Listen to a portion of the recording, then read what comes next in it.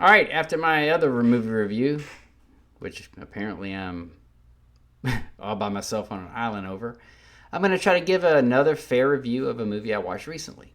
This one is Amazon Prime's The Pickup. And normally when it goes to streaming, it's not very good. This one, on the other hand, I'm going to say it has replayability, which is hard to say about a lot of things that they put out now. My top movies of all time that have replayability is stuff like Shawshank Redemption and Ghostbusters, Beverly Hills Cop. There's where my measuring stick is on anybody that's never heard me talk before when it comes to movies. I'm gonna give pros and cons. I'm not gonna spoil anything, so the plot line is when you go watch it, it's right there. This is your typical heist movie. It doesn't suck. It's borderline good, borderline bad. It all depends on your perspective, but it's not so far one way and so far the other. This is a good example of a popcorn flick. But let's start with the bads. This guy has some lines along with this guy right here. They use profanity that kind of throws the tone out because the setup and the stuff with it, it didn't need it.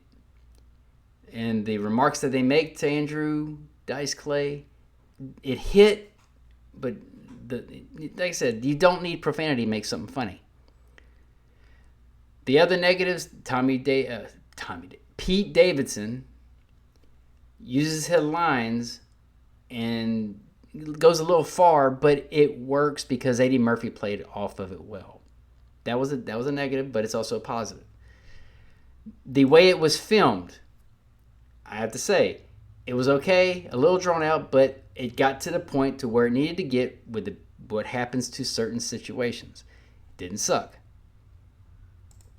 The runtime was just right. Hour and a half, go with it. It will keep you going the whole way through. But negatives, a little bit on the script. It didn't need a lot that they put too much into the script. They could have just went with in and outs like back in the day. But okay, positives. These two guys worked together well.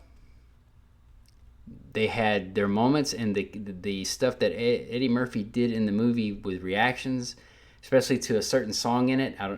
When you hear it and he gives a facial expression, it perfect. It was good timing. Other positives, the plot did what it had to do to move it along as good as it could. It didn't get stuck anywhere. It just kept going, and it didn't make you go, okay, keep moving, keep moving. Some of the scenes a little long. I don't want to spoil any of the ending, but there's multiple heists in it that make it very interesting. And the vehicles at the end of the movie, they did a little too long too. But when you watch it, hopefully you'll see what I'm talking about. But overall, this movie is rewatchable. It's hard to say nowadays with that. I'm going to give it a 5.5, between 5.5 and 6, just over average, because it kept me going.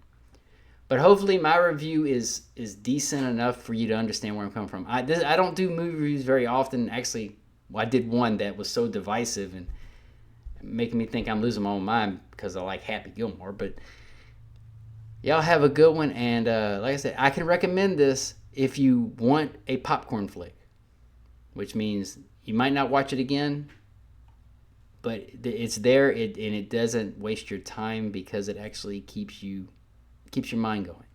Y'all have a good one.